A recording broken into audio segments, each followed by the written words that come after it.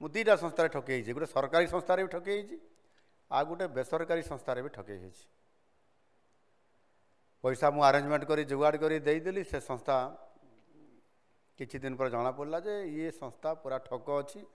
आउ से खोजे कौन एफआईआर देवे कौन से कौन सी प्रकार ना ये दिलीप बाबू को कहले काले जदि होता मुझे भी आईपारी ना से टंका भी सब चलीगला तो ये भाव में आपण मैंने निश्चित भाव में ठकई होते ये मु भावुछि आउपाई ठक संस्था मान को उत्तरदायी करने जो 1986 मसीहार जो आईन तैयारी होता से आईन टी यथेष्ट आ उपयोगी है ना आमको सुरक्षा दे पारला ना जदि दे था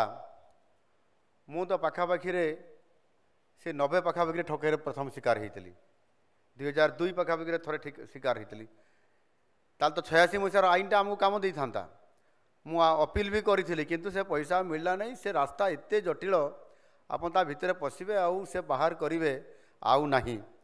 तो ये भली भाव में आज दिन में ये परिस्थिति आज गोटे सुंदर भाव में आमर यशस्वी प्रधानमंत्री नरेंद्र मोदी जी तांको दिगदर्शन रे सबू गला बाट को बंद कर देगी